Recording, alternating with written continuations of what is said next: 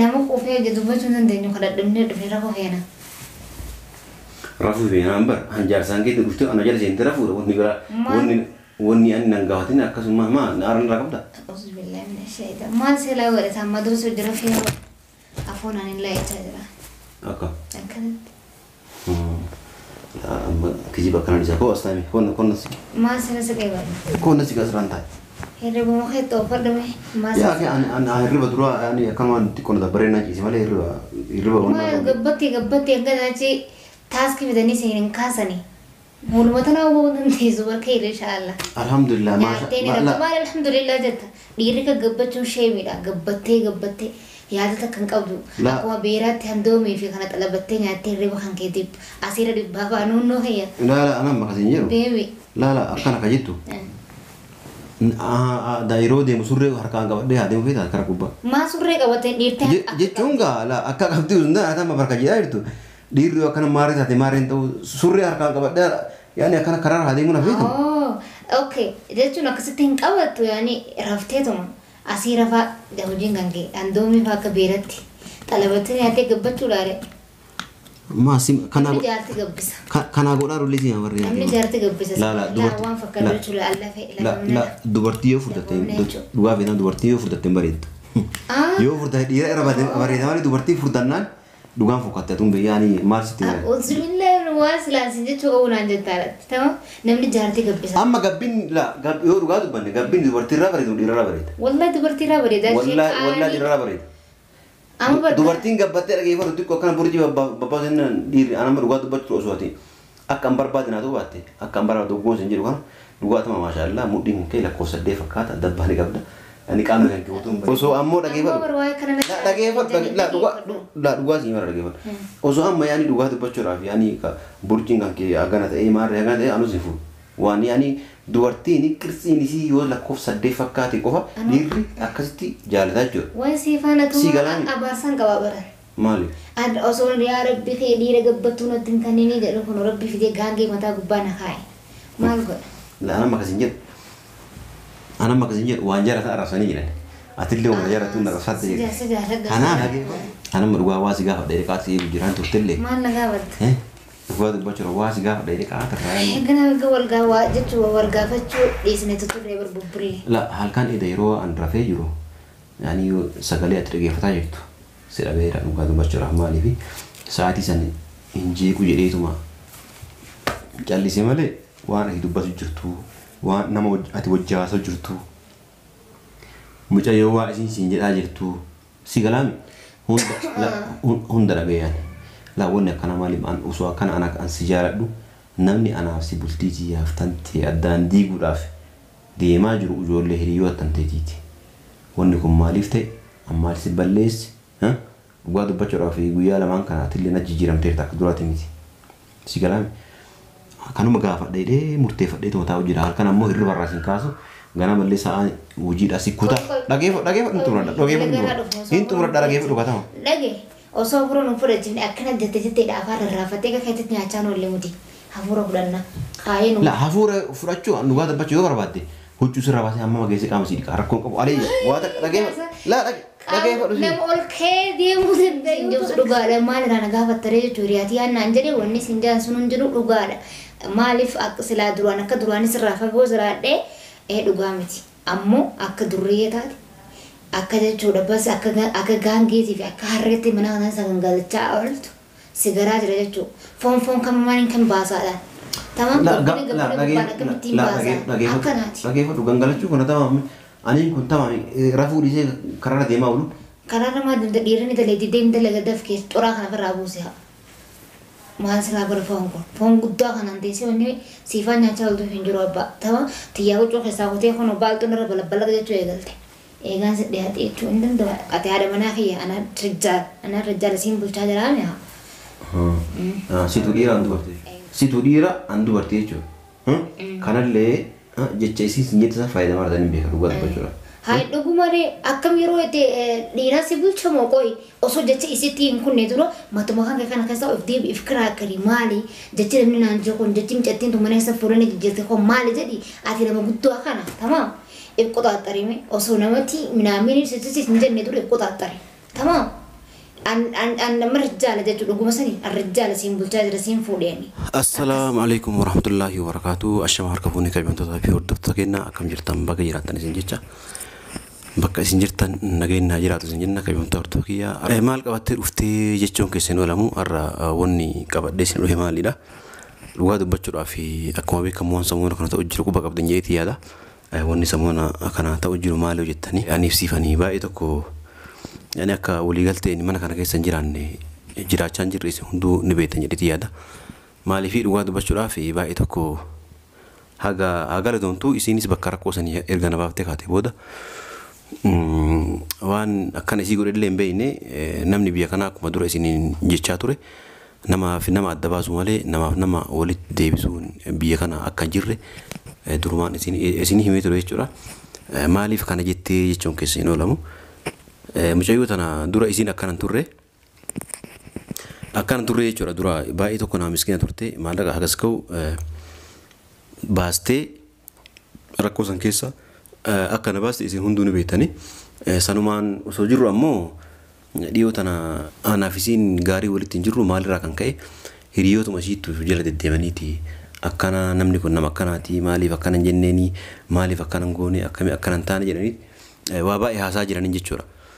Kanaafuu an amma wanni an gaafachuu barbaade kaameraa kiyya mana kana keessa dhoofadhee jechuudha. Isin akkuma beekamu bakka dalagaa jirti. Yeroo isin dalagaarraa dhuftutti sa'aatii isin dhuftutti kaameraa kiyya eegalchisee jechuudha. Waan isin kana taateef namoonni eenyufata akka waan kana jedheen maaliif akka waan kana jechuu jalqabde isii tana suutu waan gaafadhe jechuudha. Isin dhugaa dubbachuudhaaf afaan ijjiiti malee garaa isii baay'ee tokko miskiina. Baay'ee tokko an nama akka isii miskiinaallee argee hin beeku. Afaanin garuu gaazumaa fi ibidda yookaan wal bira ga'anii beeytanii bira kun akkanatti ol kortee nama yaabbatte jechuudha. Yoo ammoo suutaan sossobanii akkanatti wannaa jedhan namni akkasii garaa laafuullee hin jiru baay'ee takka miskiina jechuudha. Dhugaa dubbachuudhaaf waa baay'ee naa gootee rakkoo san keessaa bahe kun mana akkuma isin beektan mana naa kireessitee kana wajjin ammoo ulaagaalee waa baay'ee wanni isiin naan goone hin jiru dhugaa dubbachuudhaaf haa galatoomtu. Akka dubartoota kaawwaniiti miti jechuudha. Dubartoonni kuwwan waan godha hunda kana sii godhee akkas ta'ee maarree godhee maal ta'ee jedhaniiti ol baaniiti uuma argan haasa'an jechuudha. Mucoo tana waan dinqisiifadhu keessaa tokkoffaa kana dura yaadatte yoo ta'e dubartoonni baay'een sagalee kiyyan waraabaa miidiyaa irratti akka baasaa turan ni beektan jedheeti yaada. Isiin tun garuu dhugaa dubbachuudhaaf guyyaa ani hidhameerra nama na wajji akkasuma na faana turte jechuudha. Garuu guyyaa takka sagalee kiyya ol baastee na waraabde miidiyaa irra gannan baasne jechuudha. Maaliif kun tokkoffaa jabeenya isii agarsiisa jechuudha. Jabeenya mucoon tun nama akkamii akka taatee fi akkasuma ammoo yaani umrii isiitii olitti sammuun isii akka yaadu yaani irraa hubadhe jechuudha. Maaliif dubartiidha isa dhugaadha. Dubartiin qalbiin isiillee akkuma harma isii irraa jedhanii san anan jenne ummatatu jedhe oromootu jedhe. Kanaafuu isitti illee murteessoo jechuu barbaadete maaliif yoo aartes yoo isii waan loltes yoo isii waan fidee dubbattes sossobeetuma suutumaan sossobadheetuma akkasitti amansiisa jechuu barbaadete. Lammaffaa ammoo akkuma viidiyoo san yaani kana dura waan naan jettee turte jechuudha dhugaa dubbachuudhaa fi maatii kan keetti illee wanna barsiisii kana naan jettee na gaafattee turte. Isa dhugaadhaan illee waluma si barsiisaanii jedhee waa baay'ee jedhaan jechaanii ture. Garuu Inshallah yoo rabbi jedhasan illee haaluma yeroodhaatiin musha ammuma takkitti maan ol ka'anii waan tokko gochuu san taane namni tokko erga walitti dabalamee ka'ee booda waa baay'eetu chaalenjii baay'ee jira. Kana hunda laallee akkaataa godheetuma inshallah sanillee wal barsiisanii rakkoon qabu. Anamma immoo kan jechuu barbaade namoota isii tana gorsanii naggorsanii akkana nakkaasaa jiran jechuudha. Namoota kana eenyufa jedhee suutaan gaafadha jechuudha. Isinillee hanga xumura sagantaa kiyyaatti na hordofaan affeeraa keenya waa isin jettu ammoo walumaan lalla inshallah. Namoota isii gorsaa jiran kana takka naa himti jedheeti yaada. Yoo sossobadheetiin jedhee naa himti jedheeti yaada. Hanga xumura sagantaa kiyyaatti na hordofaan affeeraa kooti.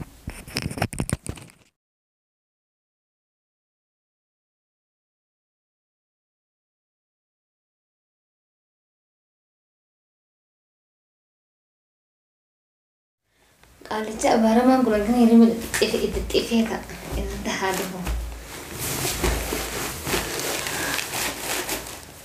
Hey, ni mudda ganka nyatani ofani ratani. Yoo.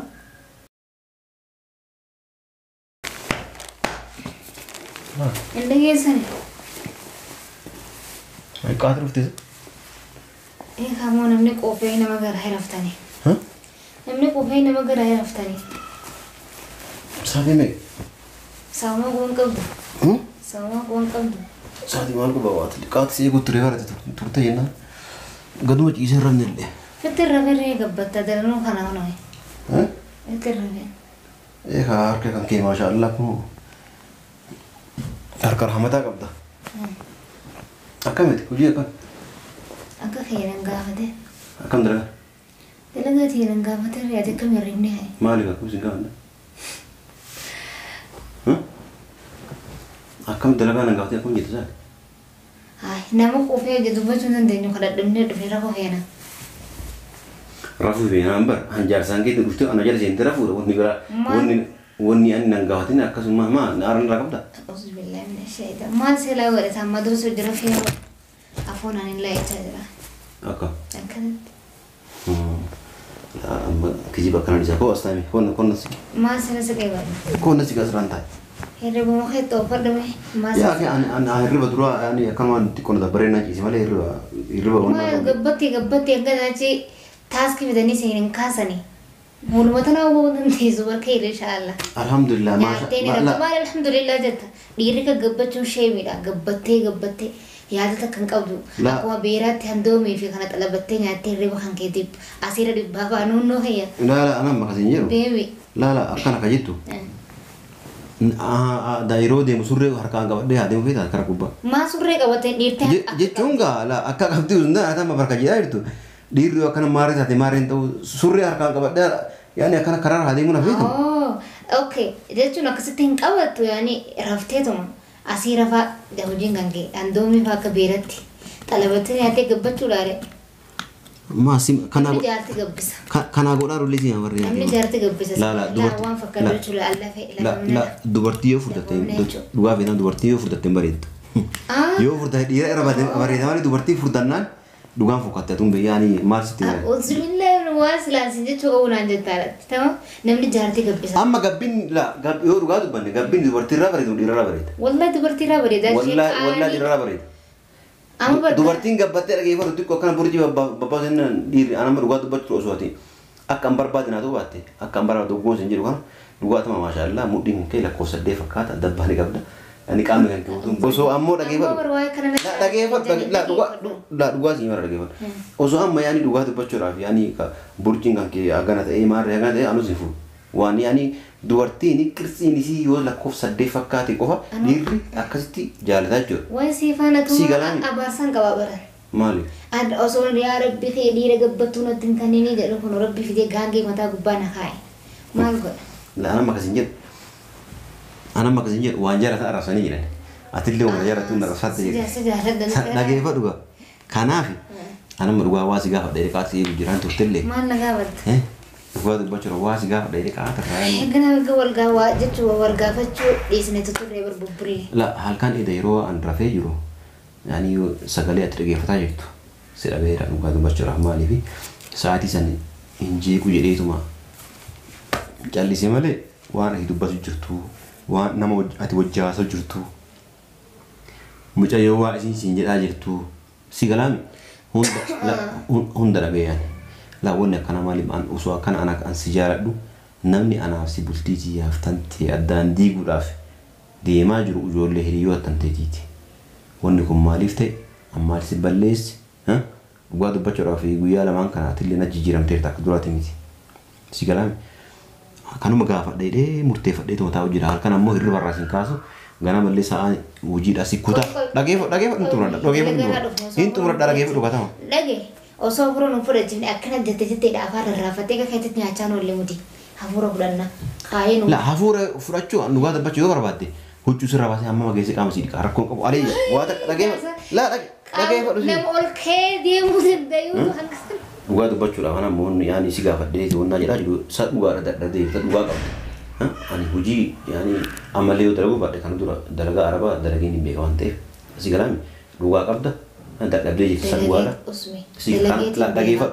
Kanaafuu mee amma mucaa yommaan sun maal akkasii yaani maal yaaddeeti waan akkana jitti dhugaa dubbachuu dha walla dhugaa mucaa hiriyaan ta'e kan sa'a 8tti atuu ol kaatee na laaltee akka arrafee akkana laaltee sagalee sii bantee ka dura as rafaarru asirraa ka achi kaatee achi ciifteeti sii dhageeffattu si dhagaye yaani duruun fadheetuun si laaluu jira sii galaame kanaafuu waa isiisin jettullee guutuu dhageera nallee nan dhussin dhugaa walitti himanii bakka nama dhugaa dubbatanii bakka nama dhiite buloo jedhe oromoon ani jedhe oromoo jedhe kanaafuu nan sobiin miti mucayyoon sun maal sii taate maaliif is jalaan taa'inii inni durriyeedhaa kakkanaati wanni isin jedhaartu maali atammoo yaani sagalee atillee ergituuf dhaga'ee jira. Walitti hiriyaa yaa waan fedhan jechuun dandeessu. Hiriyaa tan ta'uu taate bultii namaa keessa hin ta'eeti akka wanna marqitee jechuudha. Isiin sun bara isii san illee ni beekaadha. Qoya wajji feetu dhagee. La isii masaluu ni beekaa jedhee bara. Beeka feetu dhiisina. Duuboo yaani bultii namaa keessa maal dhagee? Bultii namaa keessa seentee dhiistee yoo dhageessee dhageessee booda maana gaafatta. La maana gaafatta dhageeffatu ati siituyyuu akka waan nageenneetti ani haasaa bulee kanaafuu galatoominaa amante wanni waan akkana godhe an bultiin teenaa taate jiraachaa jiraasi maaltu galchee jettuun ree. Maal jedha maqaa isiin jettisan jechuu kasobaa qabda dhugaan qabda maal jedhaarre. Kee dhugaan qabda maal jedha. Mucaan sun durriyeedha akkamiin waliin jiraata dhugumaan durriyeellee durriyeedhaati durriyeellee inshaallah jechuu kana mamaa isaa saniiti. Anuma anaan jettee kan. La dhageeffadhu dhugaa dubbachuudhaaf. Biyyi namaa tuni wanni isin nama goon hin qabdu ani nama akkuma nama tokkotti nama dalagatee jiraatu tokko ture garuu hojii yeroodha biyyitu dhageeffadhu siima dhageeffadhu biyyitu namoota akka inshaallah gaggodhatee fakkaata inshaallah biyyitun biyya lolaati biyya lolaa kana keessatti ayyoo hojii arganne akka abbaa kee ta'ame ani kun tama akkuma abbaa kee ta'e deema dhingata dalagaa itti siyaaman sanii akka abbaa kee akka taatu isa wallaalte mi kanaan dhufee kana dhaqee akkamittiin shaffaaxaa Ambra zedma wonni namni siin jedhu dhugaadha maal irraa gaafattaree jechuudha hiriyaati yaannaan jedhee wanni siin jedhan sun jiru dhugaadha maaliif akka silaa duraan akka duraanis irraa fagoo jiraadhee dhugaa miti ammoo akka durriyee taate akka jechuudha bas akka gaangeetii fi akka harreetti mana kanaa isa gangalachaa ooltu sigaraa jira jechuudha foon kan maaliin kan baasaadhaan tamam dhageeffadhu gangalachuu kana tamam aniin kun tamam rafuu dhiisee karaa deemaa oolu. Karena mah dhiironni dalagaa deemte lagadaf keessa xoraa kana irraa buuse haa maal silaa bara foon guddaa kanaan teessee wanni siifaan nyaachaa oltu hin jiru abbaa tama xiyyaa huccuu keessaa kutee kun baaltuun irra balabbalaga jechuu eegalte eegaan si dhiyaate jechuu hin danda'u. Ambar guyyaa duraa sin jedhe jecha namaa dhageettee waan namni sin jedhu dhageettee bultii siyaatan dandeeginii sin jedhee si kadhachaa ture yoo dhugaa bahee jechuudha. Bara bultii dhageessiif hima waan abbaan dhagaan darbatee ormii xarra jettee hara jaaniimi. Kanaafuu waan ati mana kan keessa wallaaltee deemi saayibaa kiyyaa maari minaaminoo kiyyaa maari takashoo osoo teetuun tolchine tanamaa tolchitu sanii hiriyoonni kan keessa geera jechuudha. Kanaafuu yoo ati dhiira taatee waan kan hunda irraa beeyte siifaan duraa diriirtuma duraaniiti. Duboo dhiira tanan bee dhiiraan akka dhiira itti yaadu taa'ee akka ati haadha manaa kiyya ana rijjaala siin bulchaa jiraame haa. Situ dhiira an dubartii jechuudha. Kanallee jecha isiin jecha faayidaa maaratan hin beekan dhugaa dubbachuudha. Haa dhugumaree akkam yeroo itti dhiiraa si bulchamoo qoyi osoo jecha isitti hin kunne dura matuma kan kana keessa of deebi if kiraa akkari maali jechi namni naan jiru kun jechi micattiin tumana isa fuudhanii jijjiirte kun maali jedhi ati nama guddoo kana tamaam if qoxaaxarime osoo namatti minaamini sittis hin jenne dura if qoxaaxare tamaam an nama rijjaala jechuudha dhuguma sanii an rijjaala siin bulchaa jira siin fuudheeni akkas. Mee kana gabartee na buute. Aggaanti si fuudhetu ni beektaa. Mee kana gabartee na buute. Warra kiyyaa ani gabbara mee gabeete na buute. Akkaan ganamu manni Mahamad erguun erga hamaani gaafa sanii wallaalte moo gaafa sarrafaa jirta doolaa bakka isa kaane amma baate. La dhageeffadhu amma daddabaluu eegalte afaan kanallee afaan yaali tirfii naasa'u eegalaa jirta.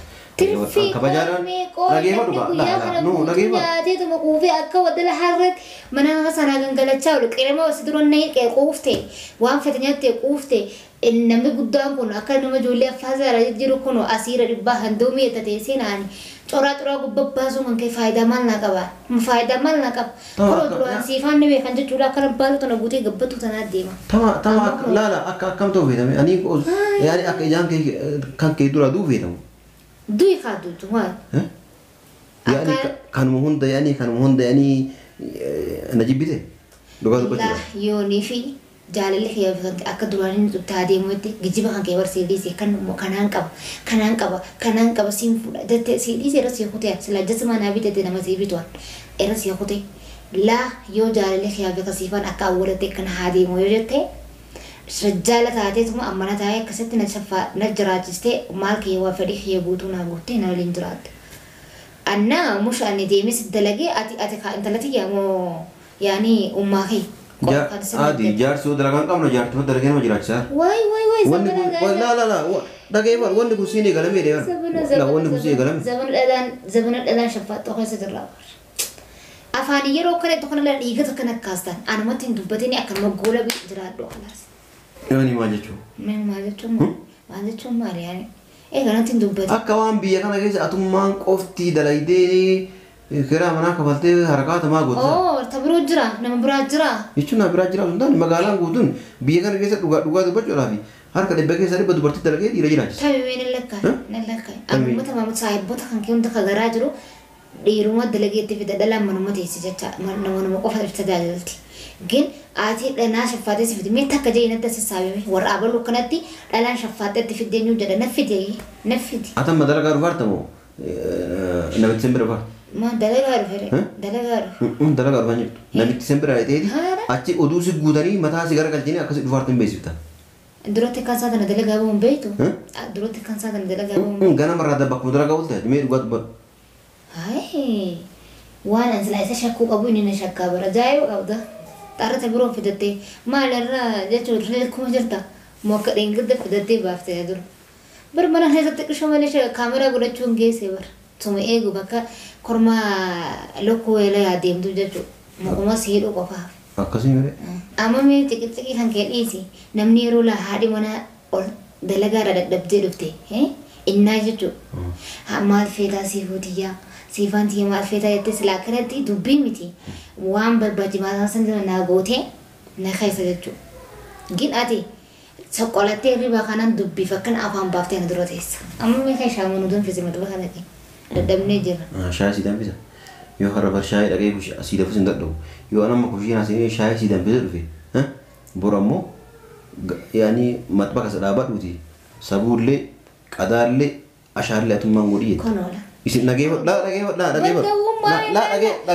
ما جنن أكمل فهم بدو أخنا سر خاي قوم ما اللي هو ما سنجي بدتي رياض شيخة هاي جارسي جارتيف قالي قدو مش بدوما مش قوما جارسين جارتيف وقدو مش بدوما سفكاتي نجيب دوكا دوبرتيني نجيب تك لما بيجي تكول لا توين سيكلام سموكي سانكاناتو ها سمو يعني بدران ربي سنكين يو أمو أنسي كباجي أنا بسير زباد ميلان ردين ترى سيكلام كان أفور نجيب دوكا كارا بابو دلايدي لوتيتي ديمي تفور دوك خلاص ونبلانجو لا أتن مرف فسيفار مقبة ومال فيدا طلبات نتلين دفن ستة هادم في سود مال دفن في ستامدي كونو قوم ماس أكو من ترى بدو أنا سر هاي سنك قوم مالي والله دوبال سنجر خلاص بقى قوم ديمي شاي أنا مش شايف أمي ديمي شاي كاي قوم في ستة كاي ندفع سيرة برا مش شايف والله يو أبار سخي دور ربي سباسي دفن جزء كنا ستهانا قوتي خا دابد